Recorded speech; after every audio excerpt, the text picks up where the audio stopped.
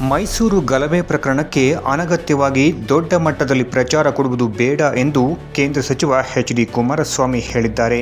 ಸಕಲೇಶಪುರದಲ್ಲಿ ಮಾಧ್ಯಮದವರೊಂದಿಗೆ ಮಾತನಾಡಿದ ಅವರು, ರಾಜ್ಯದಲ್ಲಿ ಹಲವಾರು ಪ್ರಮುಖ ಸಮಸ್ಯೆಗಳಿದ್ದು ಇಂತಹ ಪ್ರಕರಣಗಳನ್ನು ಕೇವಲ ರಾಜಕೀಯ ಲಾಭಕ್ಕೆ ಬಳಸಬಾರದು ಎಂದು ಸಲಹೆ ನೀಡಿದರು. ಮೈಸೂರಿನಲ್ಲಿ ನಡೆದ ಗಲಭೆಯ ಸಂದರ್ಭದಲ್ಲಿ ಒಂದು ಸಮಾಜದವರು ಸಾಮಾಜಿಕ ಮಾಧ್ಯಮದಲ್ಲಿ ಪೋಸ್ಟ್ ಮಾಡಿದ ಕಾರಣದಿಂದ ಮತ್ತೊಂದು ಸಮಾಜದವರು ಸರ್ಕಾರಿ ವಾಹನಗಳಿಗೆ ಕಲ್ಲು ತೂರಾಟ ನಡೆಸಲು ಮುಂದಾದರು.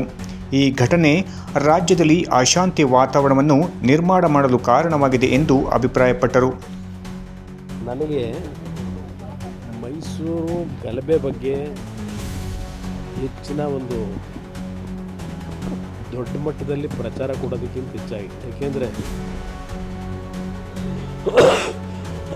ರಾಜ್ಯದಲ್ಲಿ ಹಲವಾರು ಸಮಸ್ಯೆಗಳು. ಮೈಸೂರಿನ ಗಲಭೆ ಪ್ರಾರಂಭ ಆಗಿದ್ದು ಮಾಧ್ಯಮದಲ್ಲಿ ನಾನು ಗಮನಿಸಿರ್ತಕ್ಕಂಥ ಯಾರೋ ಒಂದು ಸೋಷಿಯಲ್ ಮೀಡಿಯಾದಲ್ಲಿ ಪೋಸ್ಟ್ ಮಾಡಿದ್ದಾರೆ.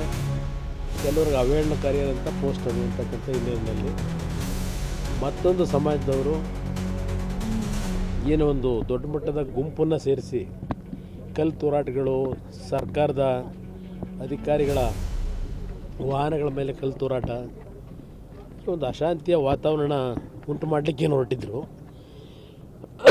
ಅದರ ಹಿನ್ನೆಲೆಯಲ್ಲಿ ಈಗ ರಾಜಕೀಯ ಪ್ರಾರಂಭ ಆಗಿದೆ.